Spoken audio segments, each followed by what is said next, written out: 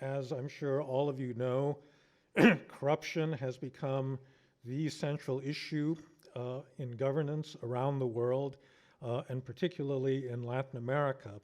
I am afraid that we are living in a period when the rule of law is being threatened in very many countries. The independence of the judiciary, respect for the norms that are needed to maintain a rule of law, not just in developing countries, but also, I think, in the United States and Europe and other places where I don't think we expected this kind of phenomenon to develop.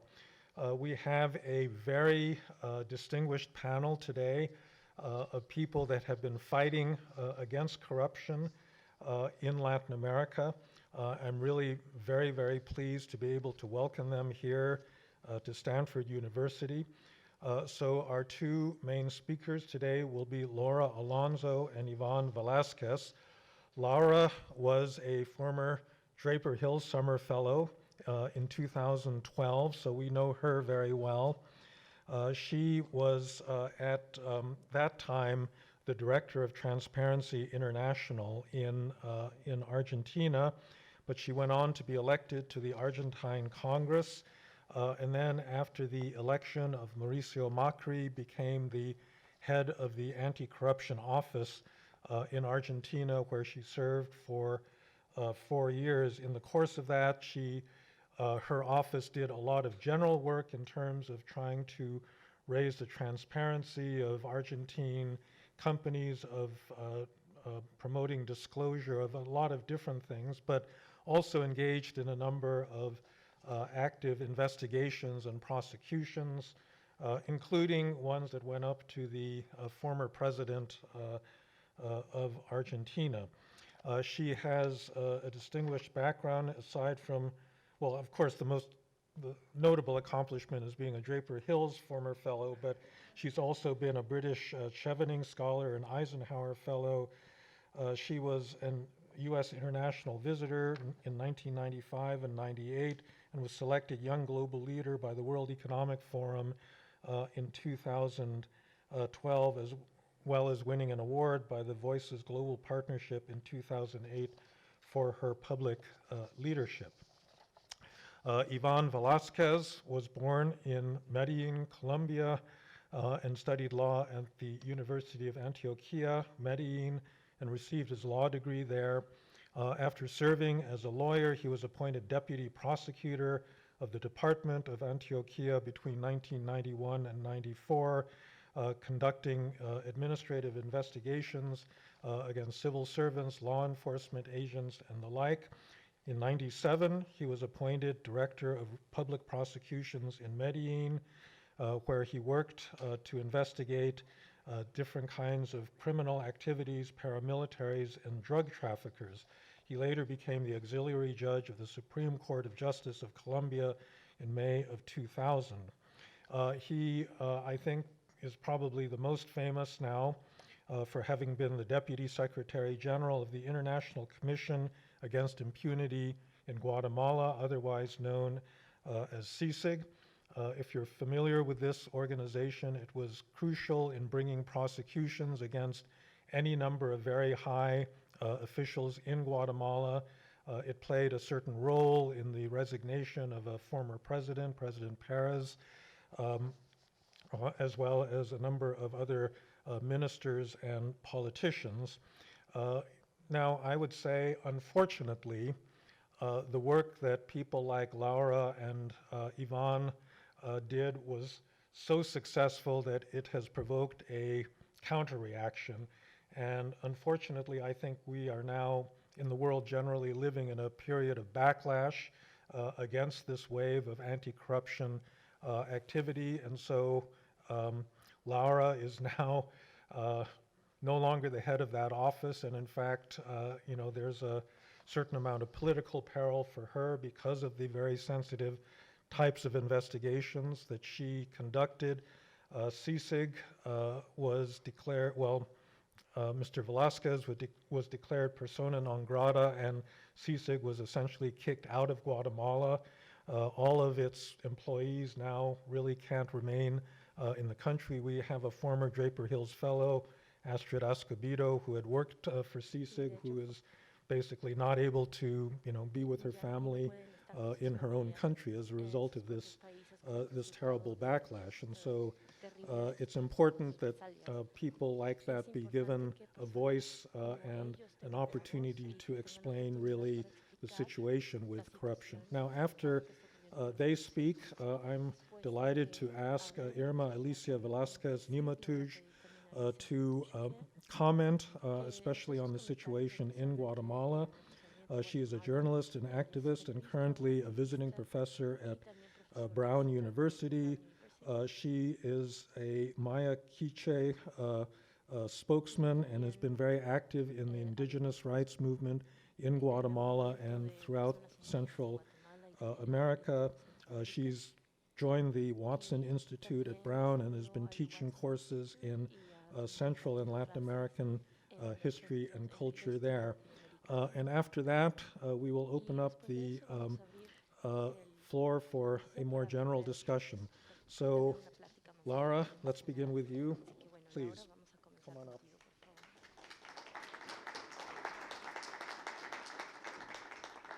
Thank you very much. Thank you for the invitation. I am thrilled to be here with you. We have been doing in the past 4 years more than what Argentina has done against corruption in the past 10 or 15 years. However, what we are seeing is that impunity is going to win the battle.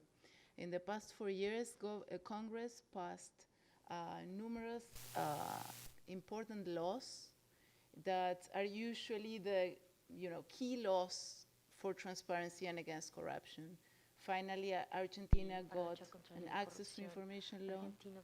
Argentina has now a cooperator law in corruption cases. Argentina has a coopera en estas cosas de corrupción y una legislación también para castigar o penalizar a compañías que cometen fraudes, y también Argentina reformó la ley de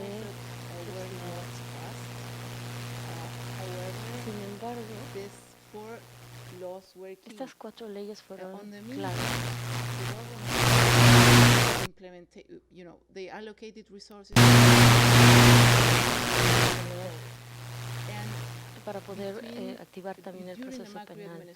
Y durante la investigaciones judiciales y algunos jueces de fueron procesados y algunas investigaciones fueron llevadas.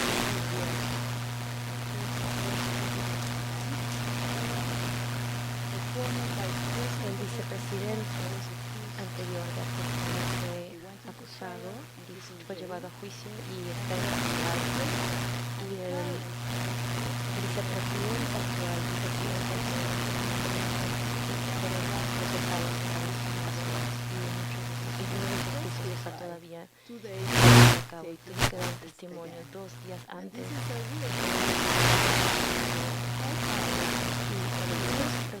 ¿Cómo es posible que una persona que y que ha pasado por tantas investigaciones, que ha mostrado que hubo corrupción, terminó durante su gobierno, y incluso cuando había, ¿cómo es posible que regrese esta corrupción y si se sabe que hay corrupción también en su familia y que la gente los está eligiendo y que sean elegidos como candidatos presidenciales? Y ella fue bastante inteligente para elegir al candidato presidencial y para mostrar unidad en este partido, y votaron por él. Y ahora lo que estamos viendo en menos de 3 meses de que ha estado en el poder, lo que podemos ver es por qué los populistas llegan al poder, que atacan al sistema judicial, hay ataques personales contra los jueces, contra las personas que realizaron investigaciones y contra las reformas. Hay reformas que están siendo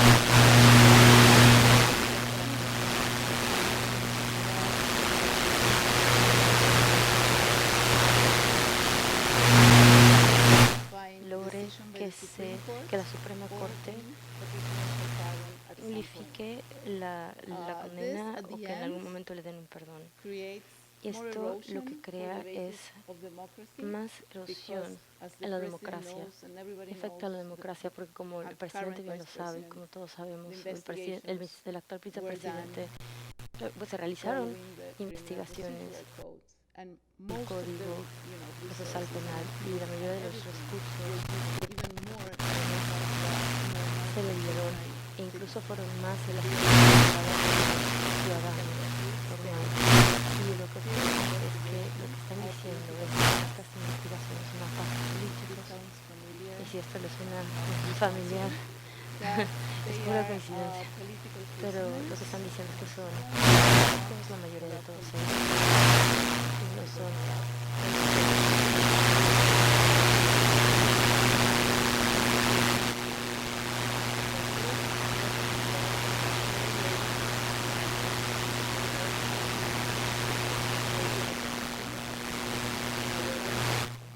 sin embargo, el So the issue is, we can show in the case of Argentina that many legal decisions and administrative decisions that promoted transparency made corruption more difficult. For example, in procurement, lowering prices in the purchase of products for the government, for the administration. For example, in the case of medicines, that there is a case for transparency. However, in the case of Argentina, when the economy is not going well, no one cares. And the majority of the people voted, even, 10% of the vote that flipped voted for what we could call a government or an administration compounded by corrupt or prosecuted officials of corruption. So this is what we have now. It's not the only case. There is a regional situation. I'm not going to speak about Guatemala, but if you go to Bolivia and Argentina now, Evo Morales is living in Argentina as a political refugee.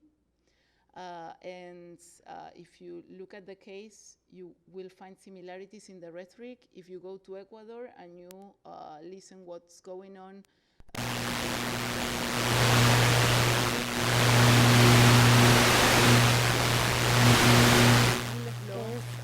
against popular leaders that were elected by votes.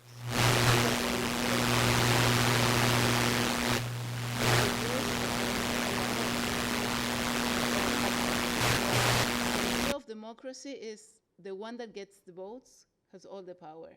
And power is concentrated, or if it's not concentrated, it's going to be concentrated in one person who's at the peak of the power. It's the owner of the state, the owner of the government, usually the owner of the party or the coalition of parties. And we have tried in the past 4 years, the former administration, to show that you can beat a populist electorally, but it's difficult to go to the second term. For Argentina, it was very difficult also for a non-populist to end a term. So this was the first time in many decades that the liberal president in favor of liberal democracy was able to finish a term. This is what we are celebrating in our country. So the populists are back with all the power, with a lot of concentration of power. And again, when you analyze in a political science way of thinking, every time power is concentrated in one person, in a party, corruption grows. Corruption is higher, and this brings a lot of other issues and problems. Organized crime, insecurity, the state capture. So I'm not going to speak about the CICIG case in Guatemala because it's completely different from Argentina, but Argentina is a middle-income country that has been losing historically its opportunities to develop because of populism. And it might probably deter the small or baby steps that we made towards a sustainable liberal democracy, towards an open market economy, because the last election. So I leave it here, and then we go on with questions. Thank you.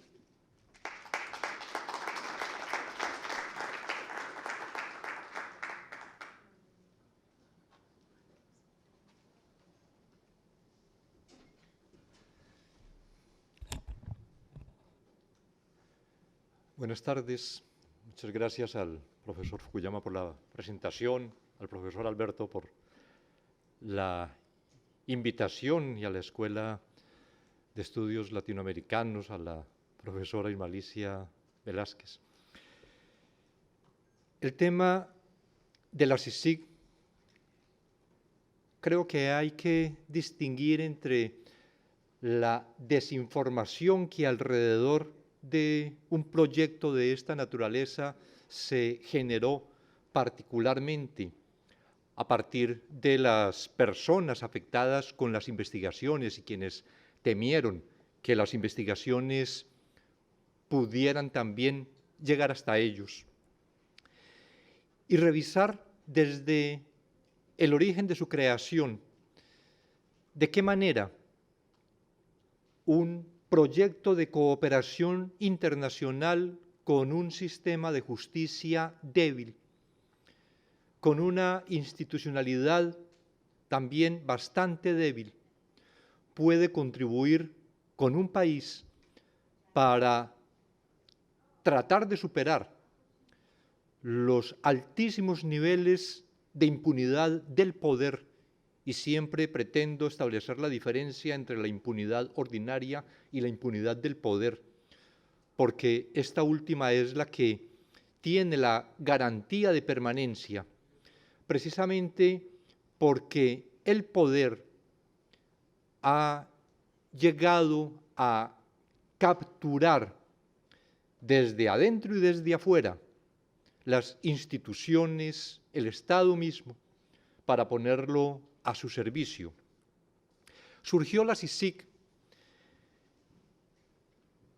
producto de un convenio entre Naciones Unidas y el gobierno de Guatemala, a petición del gobierno de Guatemala, porque se reclamaba, especialmente por organizaciones defensoras de derechos humanos, que los cuerpos ilegales y aparatos clandestinos de seguridad, las organizaciones paraestatales que afectaban cualquier forma de disidencia mediante ejecuciones extrajudiciales, desapariciones, torturas, detenciones ilegales, no tenía una respuesta adecuada del Estado en la época cercana a los acuerdos de paz suscritos en 1996, y que entonces era necesario, acabada ya la misión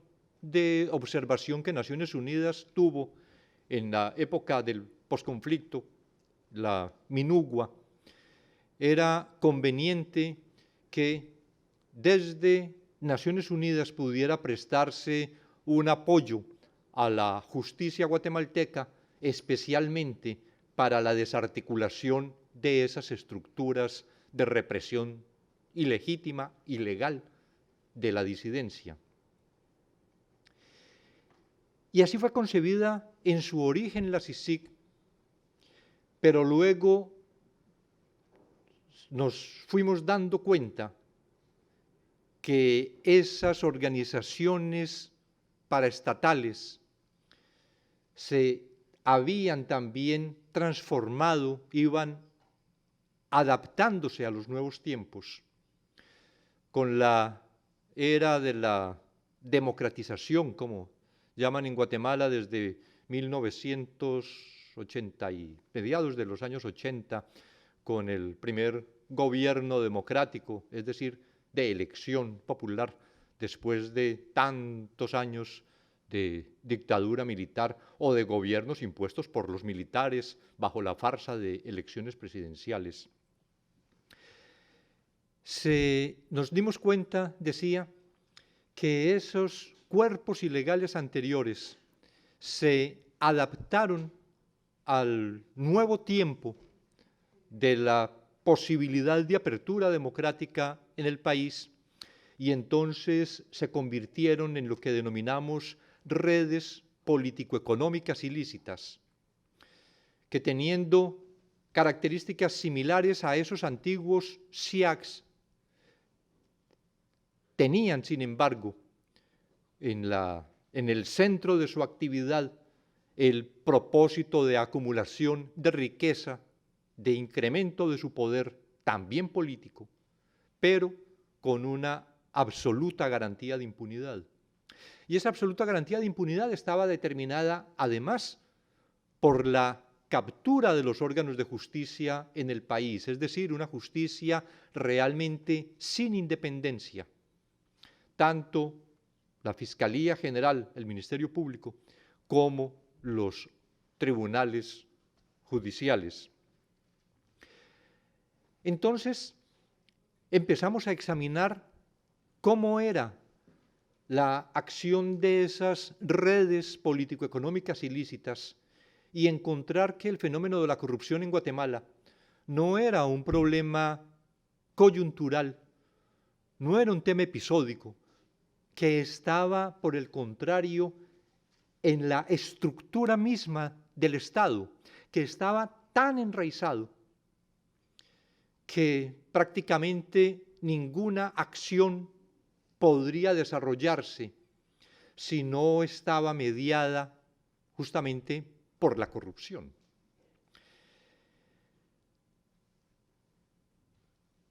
Quisiera, antes de continuar, señalar, y respecto, decía, de críticas realizadas, hechas contra el accionar de la comisión,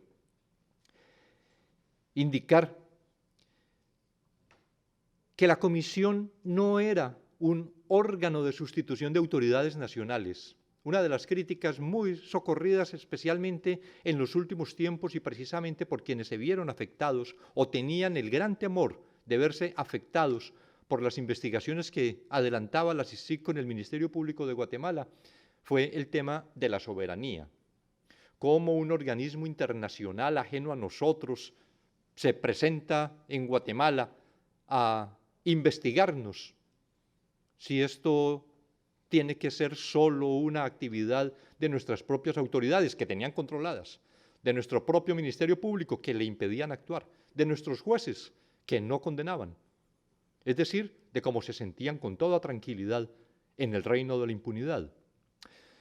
Pero la CICIG, desde el diseño institucional que se estableció en el Acuerdo de Constitución, no tenía competencias originarias, ni siquiera tenía la capacidad de adelantar acciones judiciales por sí misma, porque la titularidad de la acción penal, de la persecución penal, de la acusación, siempre estuvo en cabeza del Ministerio Público.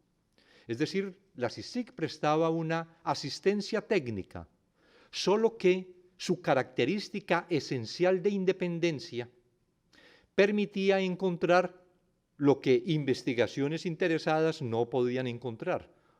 Investigaciones interesadas por la omisión de fiscales o por la presión que se ejercía sobre ellos o por la corrupción también dentro de las instituciones de justicia, pero que en la acción de la CICIG sí podía llegarse por su carencia absoluta de cualquier relación con autoridades, con personalidades, con empresarios, con sectores de la sociedad guatemalteca, siendo ajena con el principio siempre mantenido que el director de la comisión tenía que ser una persona no guatemalteca, y así en su inicio un español, luego un costarricense y finalmente yo, colombiano.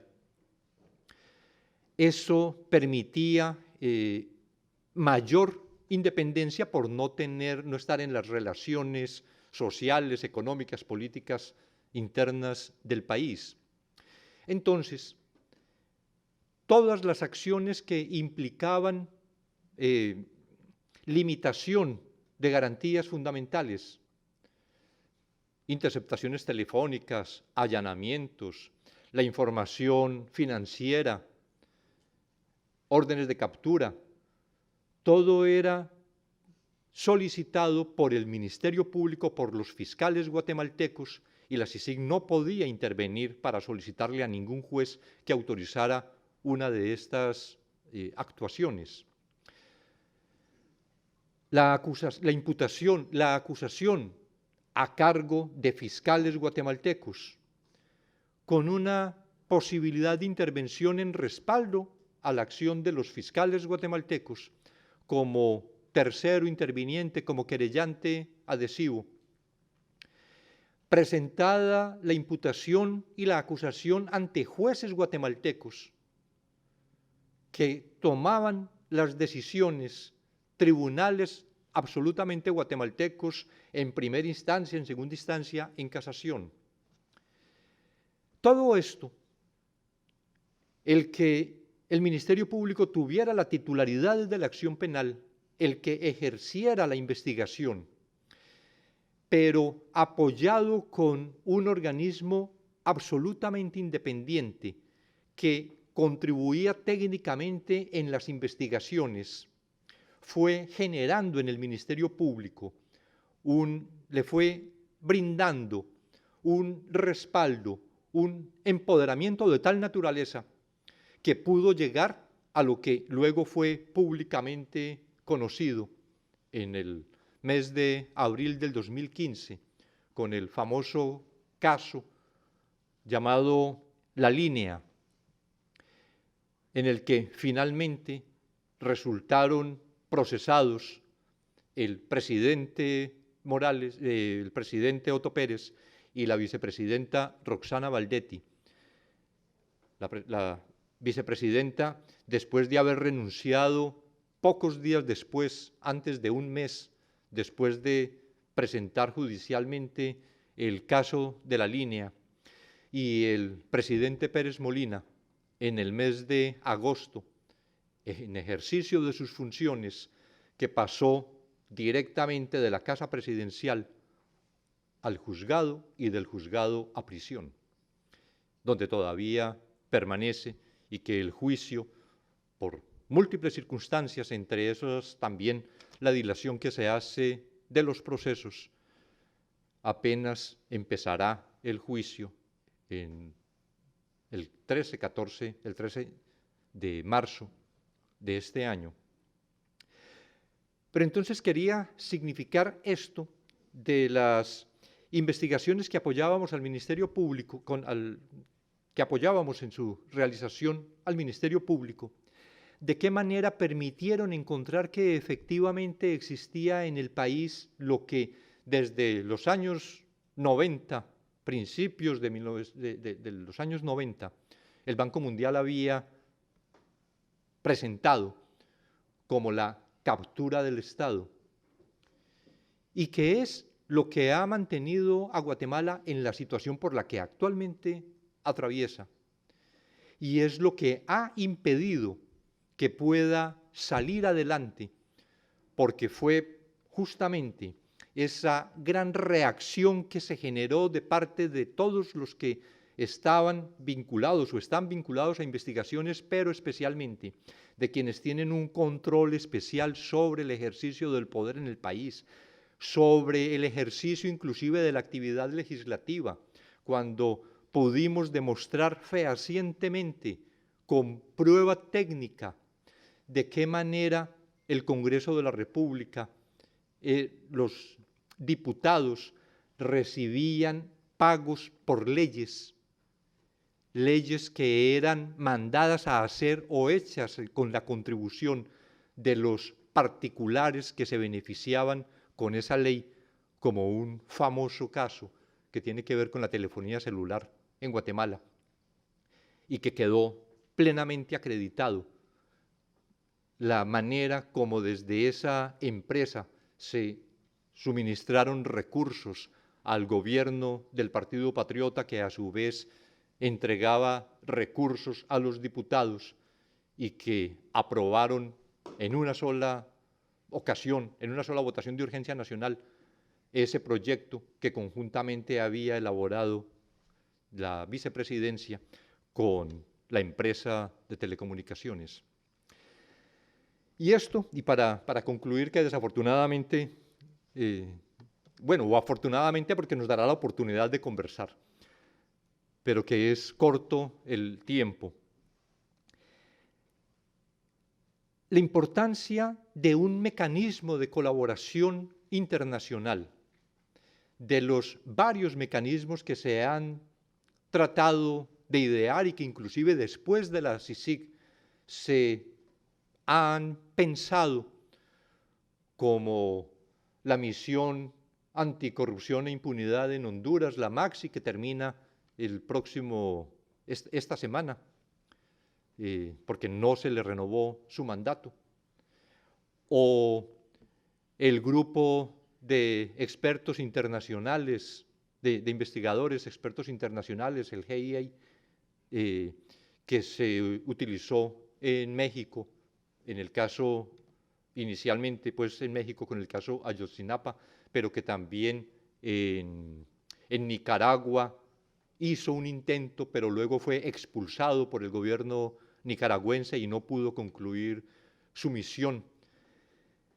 ¿De qué forma un instrumento como la CICIG puede contribuir, y me parece que sería un tema interesante para debatir luego, cómo puede contribuir un mecanismo de cooperación de esta naturaleza con un país que esté sinceramente interesado en la lucha contra la gran corrupción? Porque no es la corrupción del pago a la gente de tránsito, no es la corrupción del pago por el trámite de unos papeles, que también eso es importante controlar, pero es el tema de la gran corrupción que ha inundado a nuestros países de América Latina, que tiene atrapada a Guatemala, que tiene también en grave situación a Colombia, en la que inclusive magistrados de la Corte Suprema de Justicia fueron vinculados en lo que en Colombia se denominó el cartel de la toga, vinculados por sobornos, por exigir dinero para no tomar decisiones o tomar decisiones en un determinado sentido. Y otro tema interesante ya para concluir, cómo en situaciones de posconflicto, naturalmente durante toda la época de la guerra la atención principal está dirigida hacia el control de esos grupos irregulares que enfrentan al Estado, como ocurrió en Guatemala, por ejemplo, o como ocurrió en Colombia. ¿Cómo es posible que en estas épocas de posconflicto y como una contribución a la disminución, al control de prácticas de corrupción, un mecanismo independiente como la CICIG puede ser útil también para tratar de consolidar la paz en estos países como Guatemala o Colombia, que han tratado de hacer ese tránsito con unos acuerdos en realidad inconclusos o inaplicados, como en el caso de Guatemala, o con unos acuerdos con graves dificultades, como venimos sufriendo en el caso de Colombia? Muchas gracias.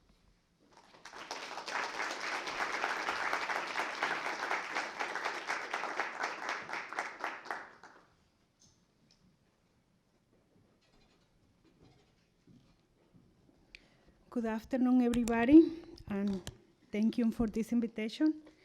Yo como buena chapina traje mi chivo. Guatemala is a cultural diverse country with an incredible human wealth. We have 24 different ethnic groups descended from the Mayas, plus Garífonas and Xincas, as well as a mestizo population. Over 25 indigenous languages are spoken in my country, which serve to illustrate the power of resistance of the various indigenous people that survived the Spanish invasion. Guatemala is a territory rich in water, mineral, and natural resources. However, it is also a country rooted in corruption and impunity.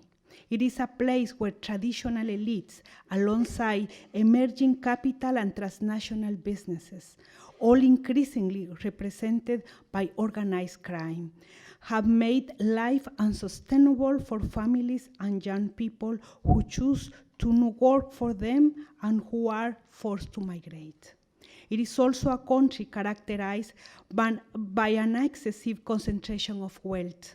For example, 14 corporative families control 45% of the country's wealth, making Guatemala one of the most unequal countries in the world, second only to African nations.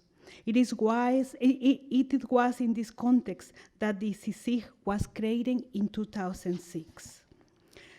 I met the 3 commissioners that direct CICIG: the Spanish prosecutor, Carlos Castresana, the Costa Rican prosecutor, Francisco Dalanese, and the Colombian lawyer, Ivan Velázquez Gómez, each an expert in his field.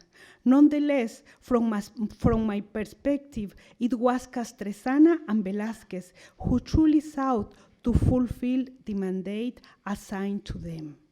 And that is why they were displayed by the Guatemalan elites.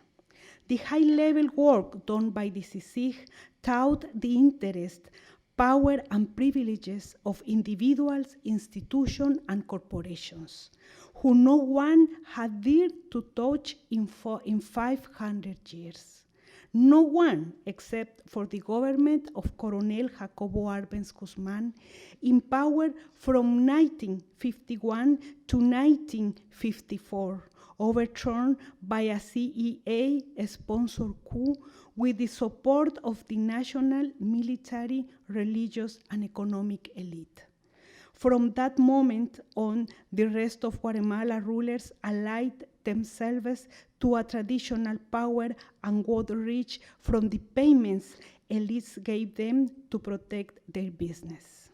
Above all, these rulers created networks that plundered the country's national budget, which became a lot to be appropriated. That is why 3 specific sectors, the economic elite, the military, and the head of organized crime, joined forces to shut down the CICIG, in turn weakening the rule of law. Additionally, the decision to not extend CICIG's mandate was supported indirectly by the United States, which remained silent and inactive. A decision that this country, I believe this, if it really cares about stopping migration, will spend decades regretting. The end of the CICIG created a climate of dubiety and risk for Guatemala. In fact, after the closing of the CICIG last September, mafias ran back to control the state, Congress passed pro-impunity laws, the public ministry under the commander of Attorney General Consuelo Porras is inactive. The prisons are collapsed. Human rights defenders are being criminalized for their work. Others persecuted, some in jail, others killed, and many are living in exile. These months have shown the correlation between corruption and massive migration, corruption and violence, corruption and impunity, corruption and drug trafficking, corruption and the rise of poverty.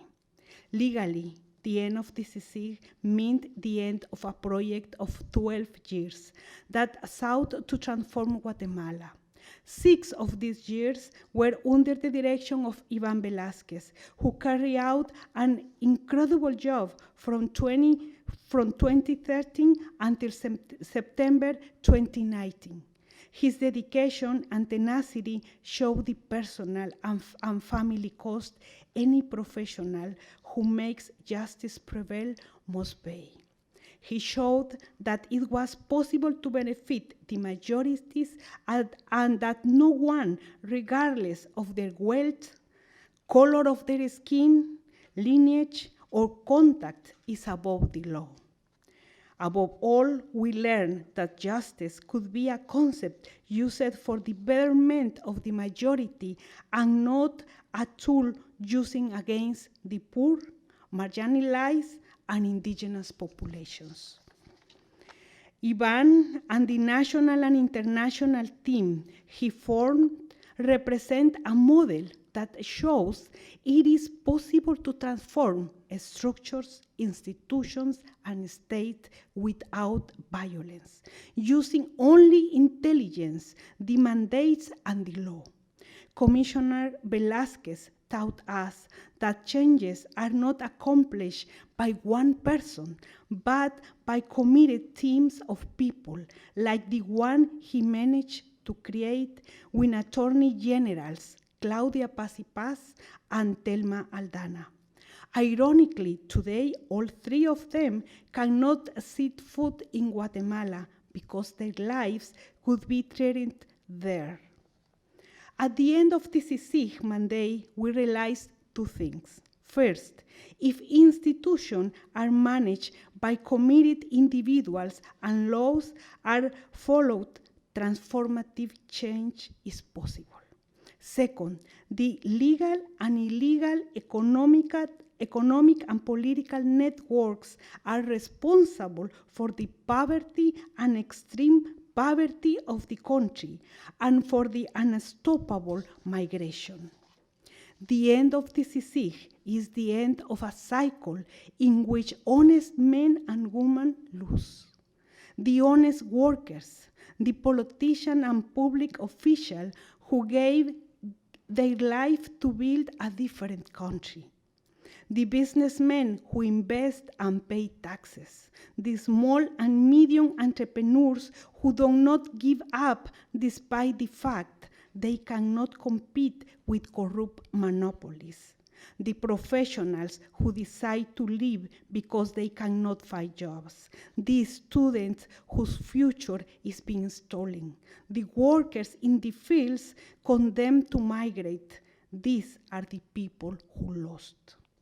For my generation, which had the privilege of witnessing these 12 years, we saw and touched a ray of light, so necessary after surviving an incredible genocide.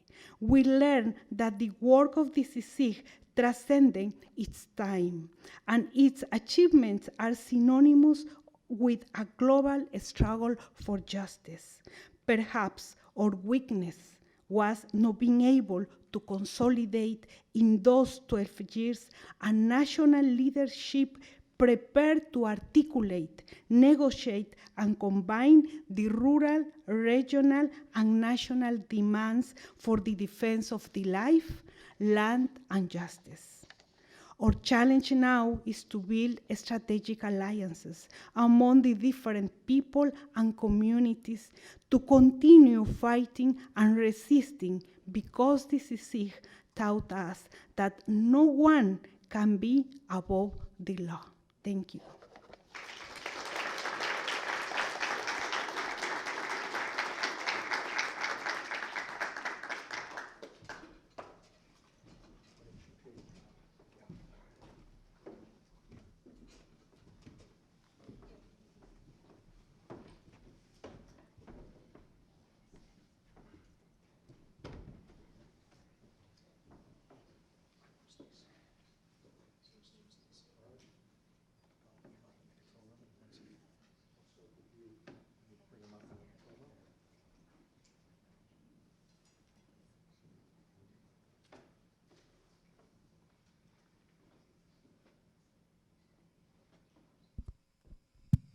Okay, so that was a terrific session, and I think this illustrates why these particular people are really the people to talk about this issue. So let me just start with some questions. I'll start with you, Laura.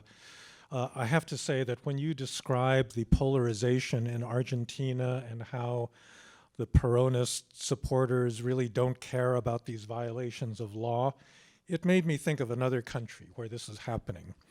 I mean, this is exactly the phenomenon I think we saw unfold in the impeachment trial of President Trump, where you had basically very clear evidence presented of wrongdoing, and a lot of Republicans simply said, well, it doesn't matter, you know, because our team, we have to defend our team.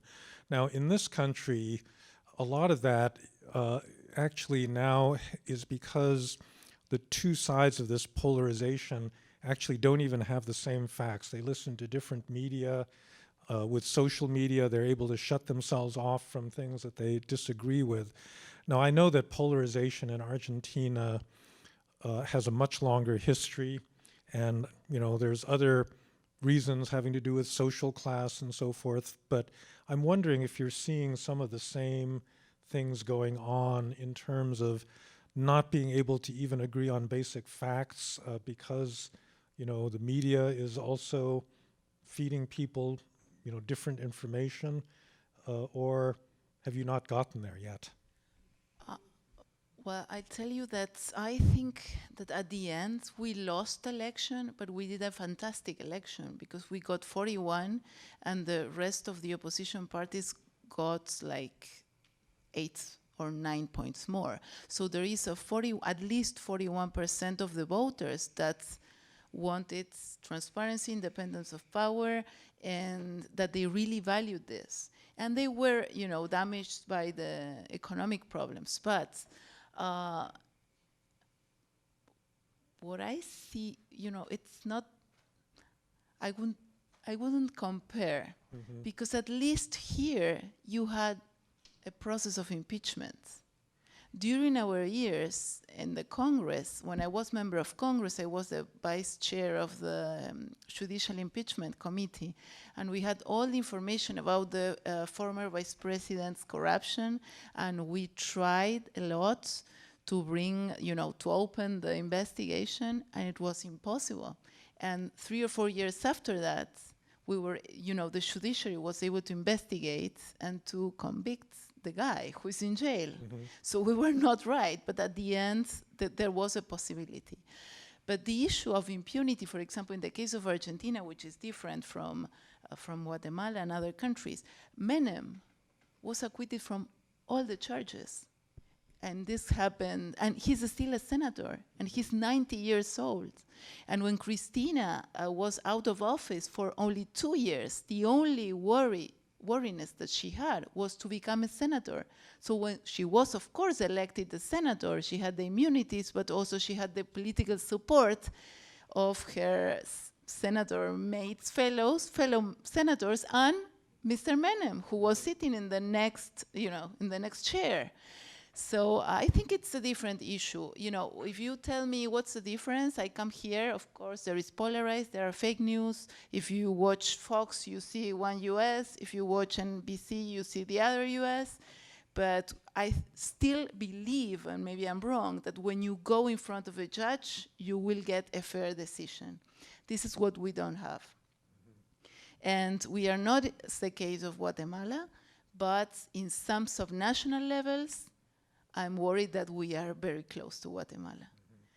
So there are complexities. I still think that in this country, some institutions are stronger than others, and we would love to go on saying that the US is the example, for example, with regards to ethics in public office, to best practices in the rule of law, because it's a way to help our agenda down there. Still, international pressure, in our case, has been key, because from my job was to say, and because I had a government that was open to listen to that, it was like, look, this is what the G20 is going to say. We are going to have the presidency. We need to do this. This is what the OECD is saying. We have to go that. And for me and for other people in the government, these international standards were important to move forward. So still, I think, I'm not so pessimistic. Of course, we worked a lot and we lost.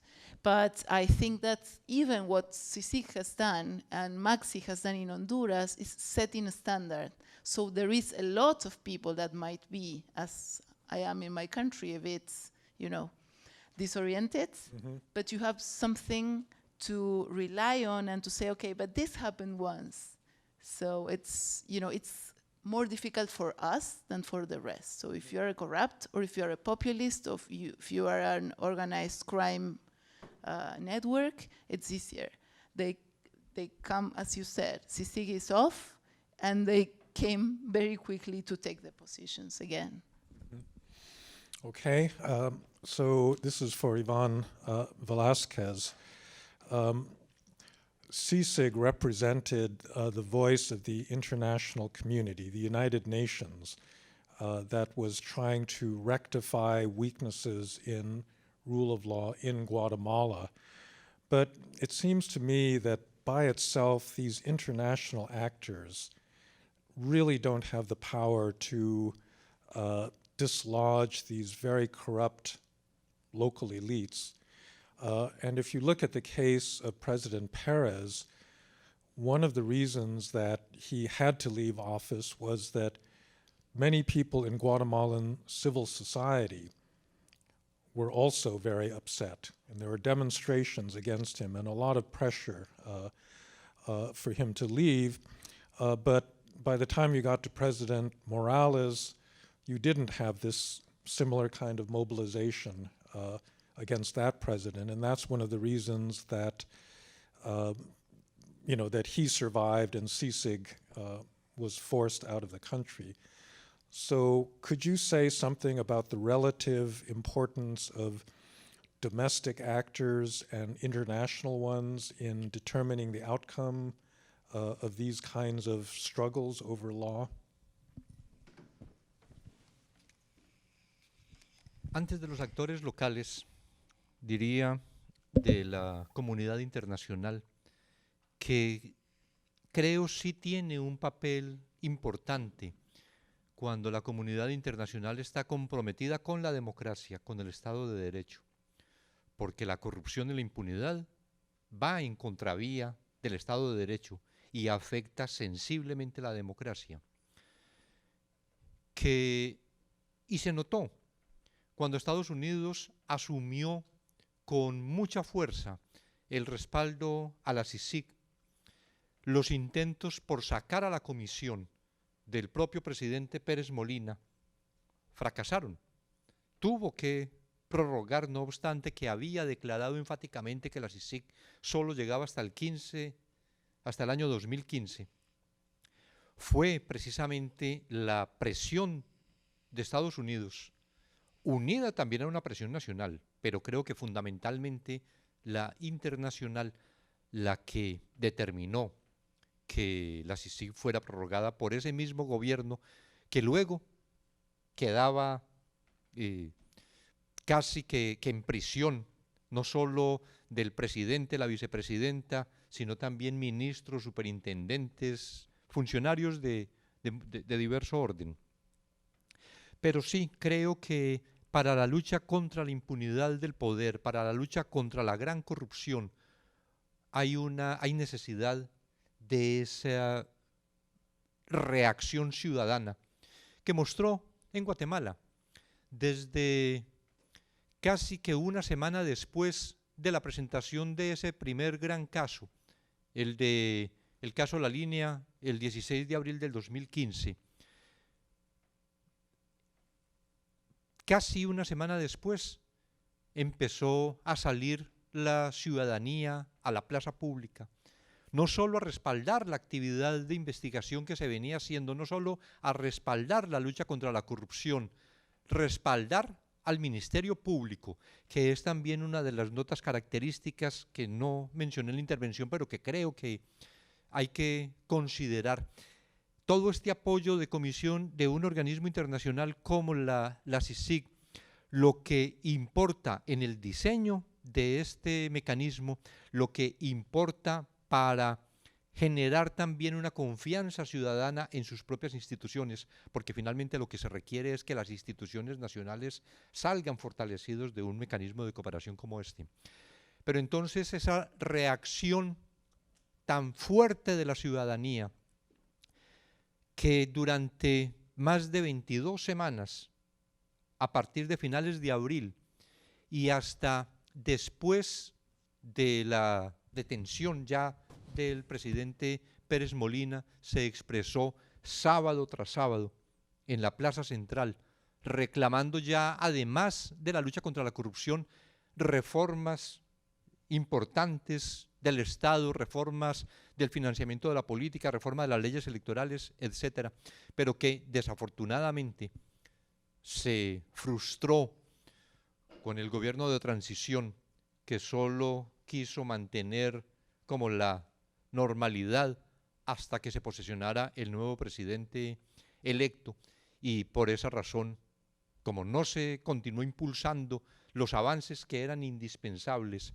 entonces llegó también a ese estado más o menos de inactividad que menciona el profesor Fukuyama, que generó una inactividad que sin embargo tenía unos brotes. Por ejemplo, en septiembre del 2016, si mal no recuerdo, el Congreso expidió una ley de impunidad, permitiendo, prácticamente quedaban en libertad todos los perseguidos por corrupción, y la población se levantó, reaccionó, fue al Congreso y obligó a que 2 días después, en un acto que además yo estimo inclusive inconstitucional, pero lo hizo, el propio Congreso revocó la ley que había aprobado y que ya pasaba a sanción presidencial. Yo he planteado, para concluir, 2 pilares fundamentales en la lucha contra la impunidad del poder, que son la ciudadanía y los medios de comunicación independientes. Me parece que una fiscalía que esté comprometida en la lucha contra la impunidad, en la lucha contra la corrupción, con la gran participación ciudadana que además permite ir generando la conformación de esa nueva ciudadanía participativa, interesada en lo público, que no deja a los políticos profesionales la política porque entiende que también ellos tienen que ver con la administración del Estado, de un lado, y del otro lado, los medios de comunicación independientes, que no solo están informando de manera permanente lo que viene ocurriendo en un proceso de lucha contra la corrupción como este que se adelantó, sino que además realizan sus propias investigaciones que permiten impulsar y presionar a los órganos del Estado, a la Fiscalía, para que también profundice en esas investigaciones. Son 2 elementos que hay que considerar en cualquier país para una lucha exitosa contra la corrupción. Okay, thank you. Then for Professor Velasquez Nimotub. So first of all, I agree with you that the United States over the years has played a very unhelpful role in Guatemala, beginning with the overthrow of Jacopo Arbenz back in 1954. I think, unfortunately, we have an administration that really does not care about corruption. One of the first things they did after coming to power, or at least President Trump, wanted to see if he could repeal the Foreign Corrupt Practices Act. They withdrew from the Extractive Industries Transparency Initiative. And the list just goes on and on. I mean, it's not just that they don't seem to care, they actually seem to like the idea that they can deal with corrupt officials around the world. So I agree that that has been, a very negative factor. The question I have, in a way, is similar to the one for Ivan Velasquez. You mentioned at the end of your talk that you could foresee a coalition of groups in Guatemala that are suffering from, these elite policies. And I'm wondering, what you think the real prospects are in the future for more mobilization, because ultimately, it seems to me that's the only way that these elites are going to be forced to act differently, is if there's real political pressure, both internationally, but also from the people of Guatemala. So what are the prospects for that now, that kind of mobilization? Okay, thank you for your question. Well, Guatemala is not the same 20 or 10 years ago. Now it's different after the CICIG. We learned many things, and also the corruption was a normal thing in Guatemala, and the people talk about the corruption in the hospital, corruption in the schools, corruption in the mayors, everywhere. But now the corruption has a face and name and companies. This is the difference. So now the youth people tried to organize in different ways. The student movement is more strong, especially the movement from the public university. Also the women, the indigenous women also, you can find in different places you can go, you can find indigenous people speaking up. This is important. Also, now the people is talking about to build a new political parties. This is also important. And now the Congress is different in Guatemala. The new Congress that started the last January, probably a quarter of this Congress is a new people with different ideas. They believe in a democracy. They try to change the long past of Guatemala. But one thing is important. This is difficult. To try to break the status quo is not easy. It's gonna take a long time for us, for our the other, for the new generation, because the elites in Guatemala are corrupt because they control all the power, economic, political, social, cultural, almost everything. Okay, so with that, I think we will open the floor for questions from the audience. So if you want to ask a question or make a comment, if you could identify yourself. And is there a microphone? Yeah, okay, over here.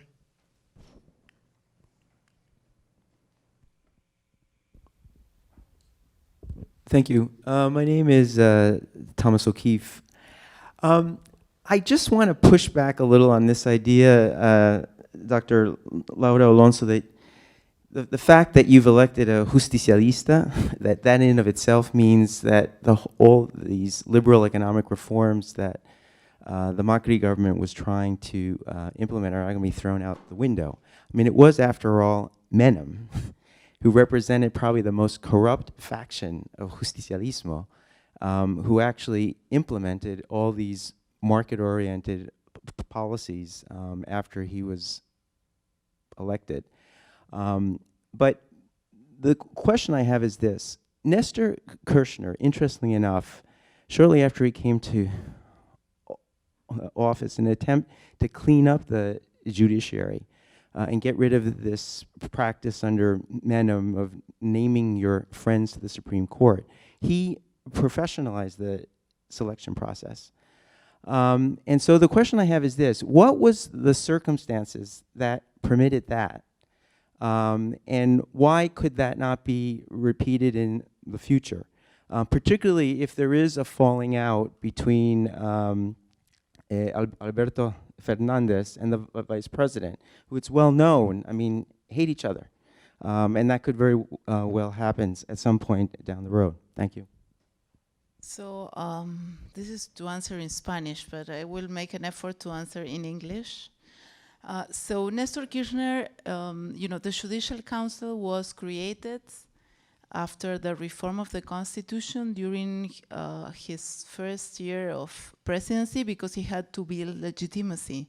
He was elected with 22% of the vote. So what he did in 2003 and maybe 4 was to make some institutional reforms in order to create his own power.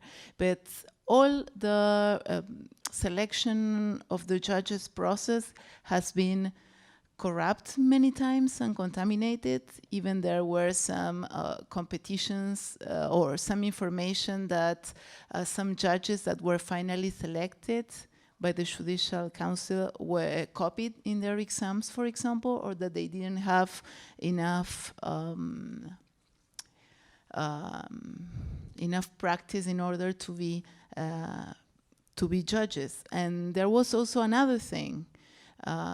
During the last years of Cristina Kirchner, the surrogate judges, as in Venezuela, the percentage of surrogate judges was 25 to 30%.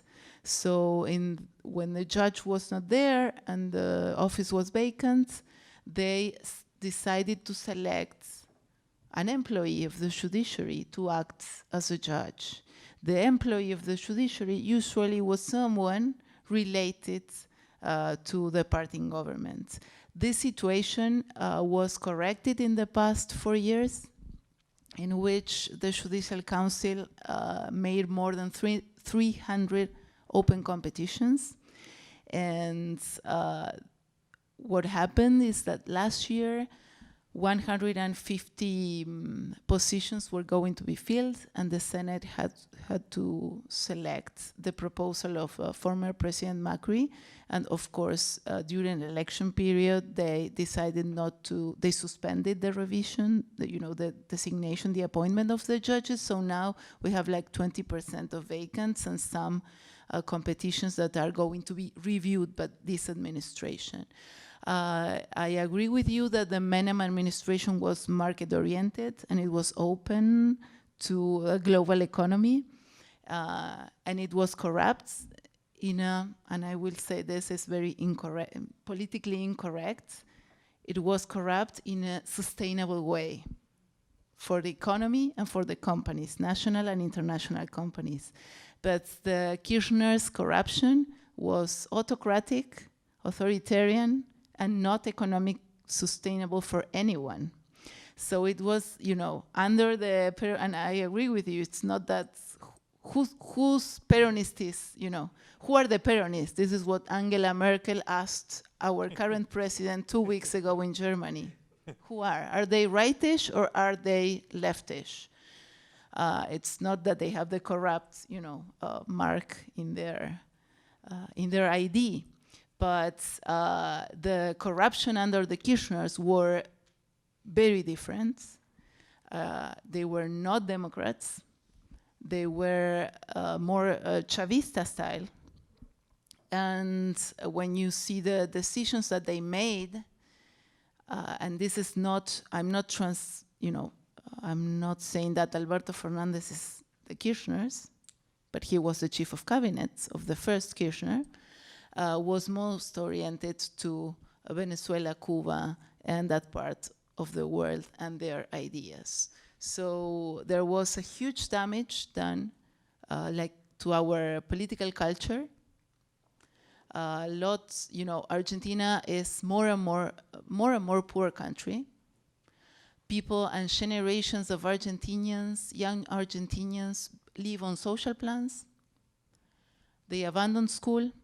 They never went to college. Their parents never had a job. And in some cases, their grandparents and their parents never had a job. So a huge part of the population, maybe 3 generations in one family, do not know what a formal or an informal employment situation is. And this is the heart of a populist regime.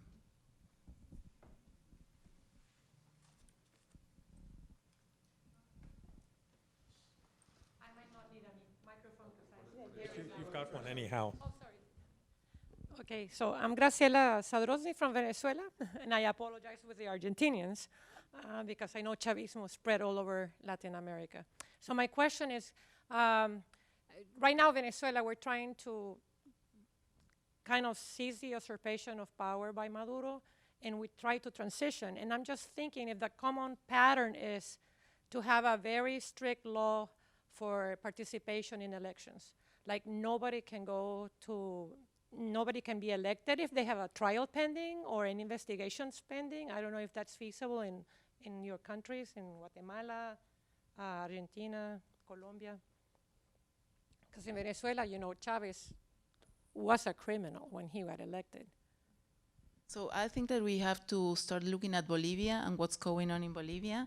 However, Argentina tried proscription of Perón many years ago, and it was not a good decision, historically speaking. It is impossible in my country to ban candidates if it's prosecuted in a competition. They can do it. Cristina was elected. So the issue is not about, I think, elections, but about the rule of law in general and the judiciary and the power of the judiciary to prosecute and investigate. And also there is something which is very pedestrian, but maybe you agree, which are the resources. You know, I've been a public official, and I can tell you that we can have the best will and capacities, but if you don't give the institutions the rules and the resources and the human resources to do the right thing, it's impossible. It's just, you know, writing articles and that's it. So if you don't have the money to pay the bills of the building of your court or your tribunal, it's very, very difficult. And my apologies to Venezuela, because we invented Peronism, so probably you know Chavez was a huge fan of Perón.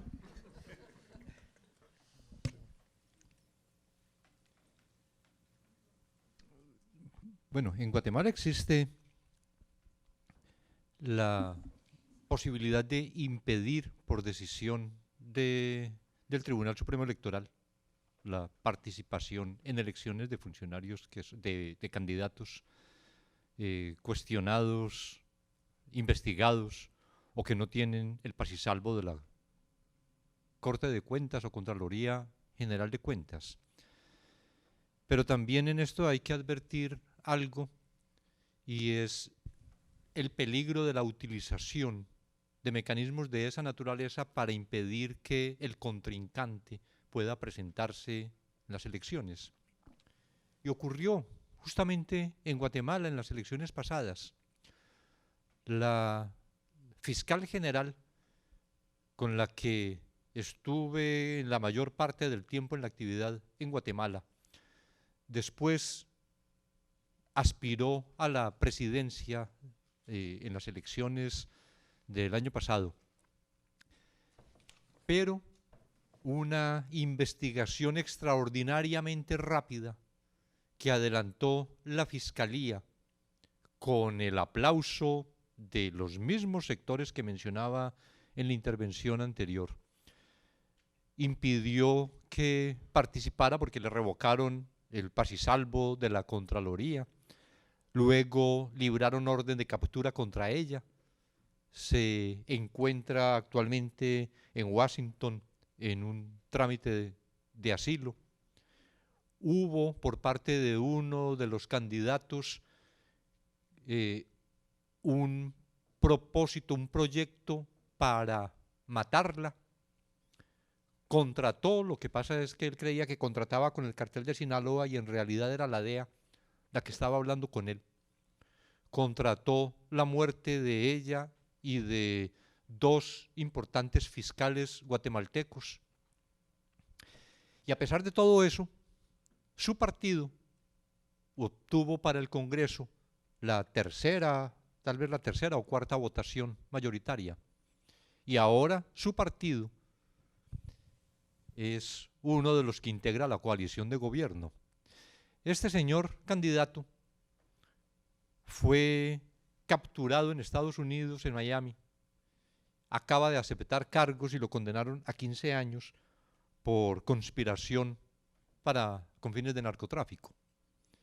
Entonces, para plantear pues esa otra gran dificultad que hay en la posibilidad de la utilización, y permítame, profesor, solo para la referencia al tema de la corrupción, menos mala que la otra, porque el problema con esto es que cuando uno admite alguna forma de corrupción, siempre se da la posibilidad que la corrupción se extienda porque se justifica. Y lo digo porque nosotros, bueno, en Guatemala, pero nosotros también en Colombia, muchos tienen una expresión: que robe pero que haga obras.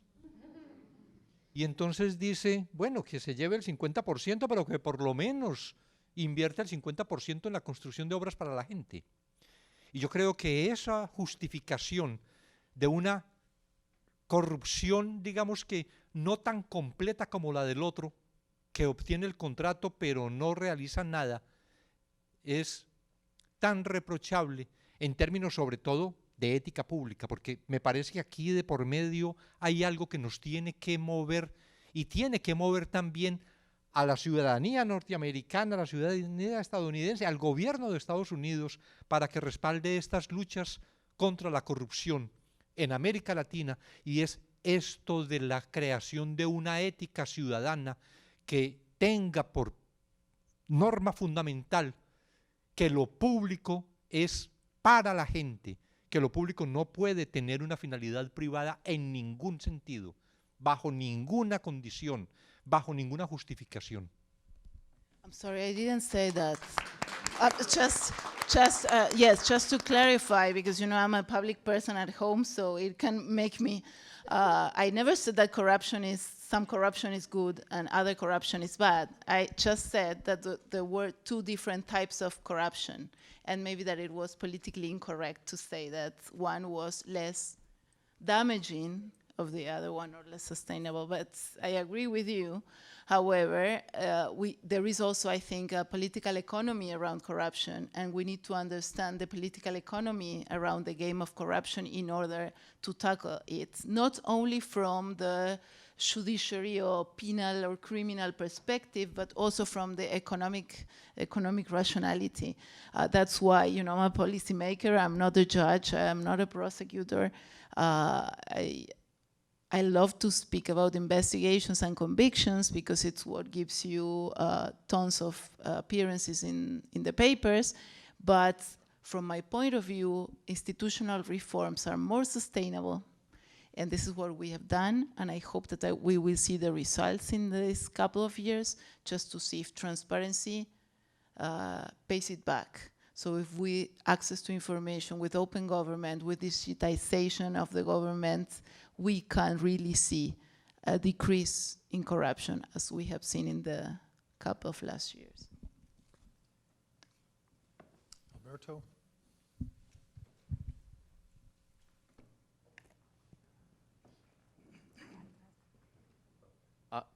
So I have a question, I think, for all of you in a way, but we had a lot of hope on institutions.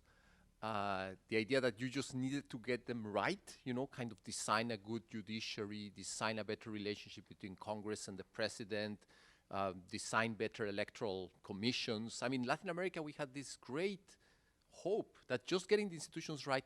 And what I'm hearing here today is, I mean, it's almost like either you might get the institutions right, but if you don't have public support that can be maintained for very long periods of time, which is very hard, then the institutions will falter.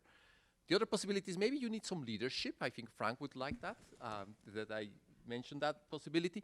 But the third one is maybe the most troubling one, that if institutions in Latin America are very successful, then they don't survive. That the ones that do well are the ones that are mediocre, that kind of do the job but not too well. So I was wondering if you had any comment on this. You know, when I was in my office, the main criticism was that it was not well designed. That the head of the office should be of an opposition party or appointed by the Senate or whatever. And when you go and see what happened in that office in 20 years, the most productive era was my 4 years. In all terms, reforms, oversight, training to officials, using, you know, we opened 2,000 investigations of, you know, from small employees to ministers. But we also promoted laws that were very difficult. And when you go and you see the list of things that we did, like reforms, it's like people say, all that in 4 years? Let's say 3, because 1 year is presidential campaign, so you do nothing. So we can design perfect institutions in the lab, but if you don't have, again, the right persons with the resources and this public support, it's very difficult. So I think that you need all the things. And there, from, you know, I've discussed this with the OECD people about some designs. They come, you know, with this idea that the triangle is like this, and they say, no, you have to fit here. And I say, look, it's impossible, because it's politically impossible. You have to understand the political game in all countries. They are different, even here in the US. So maybe you don't have public support here now for the judiciary to do what they have to do. And I could tell you that I'm outraged about conflicts of interest at the peak of the government in this country. And there are no people out there saying, where is public ethics? Because it's not an issue. Public ethics is an issue for few people that are very well informed and trained. So I think that's, what all that we do and we have done, it's important because someone has to say it and has to do it. And we have to insist, but sometimes there are drawbacks and, backlashes. But it's part of the way institutions develop.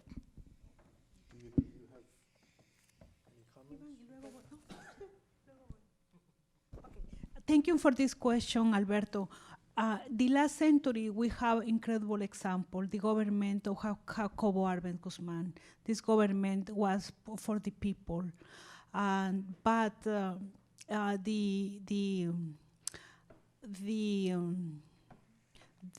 this time was very short, only 10 years. The Primavera Democrática, this is the name that we read in the books, the Primavera Democrática for Guatemala. But,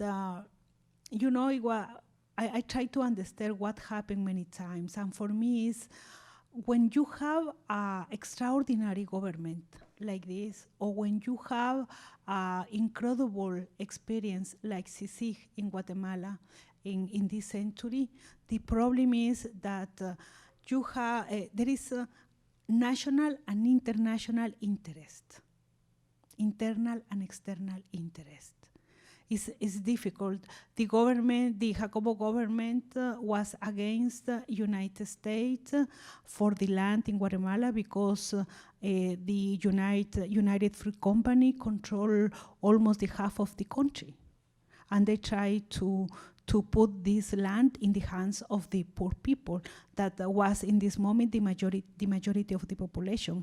90% of the people in those times were poor and the majority were indigenous. And CICIG tried to put all these instruments for the majority against the same people. The poor people, the marginalized people, and the indigenous people. And what happened? CICIG took the heart of the elites in Guatemala. And for me, the problem is not to build an incredible organization.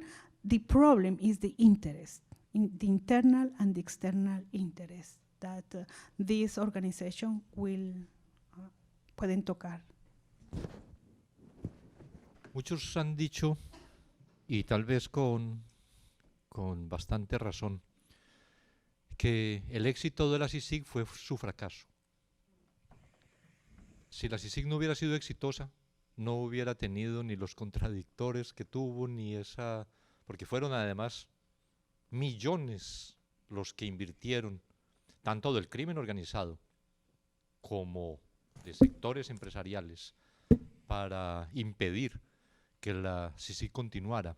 Pero yo creo que en todo caso sí es necesario un diseño institucional adecuado que además brinde una tranquilidad al ciudadano, porque regímenes de cualquier naturaleza, sistemas judiciales débiles, penetrados, cooptados, dependientes, son un fácil instrumento para la represión injustificada, para la represión ilegítima que sectores que tienen ese control pretenden ejercer contra otros.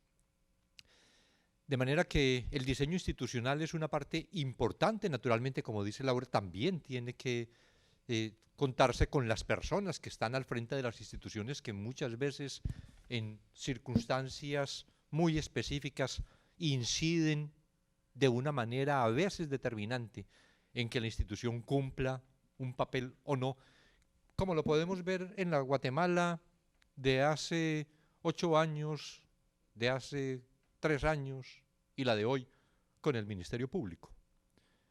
El que haya una titular del Ministerio Público hoy de las condiciones como es la fiscal general Consuelo Porras, marcó aún cuando estaba vigente la CICIG, cuando actuaba en el país, una determinada forma de actuar muy diferente a la que pudo desarrollar con la fiscal Tel Maldana o con la fiscal Claudia Paz y Paz. Entonces son dos componentes, pero indudablemente creo que el diseño institucional que permita fortalecer las instituciones es mucho mejor que una debilidad institucional o una institucionalidad atrapada por intereses muchas veces criminales.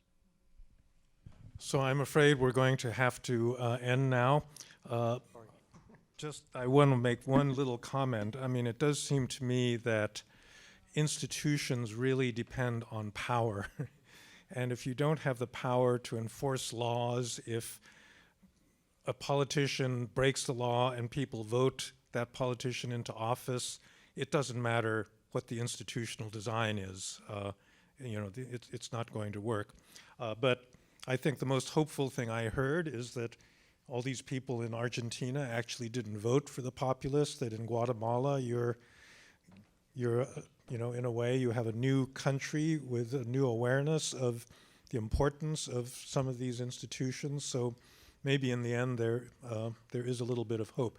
So thank you all for coming today. Thank you to our speakers and commentator. It was an excellent session.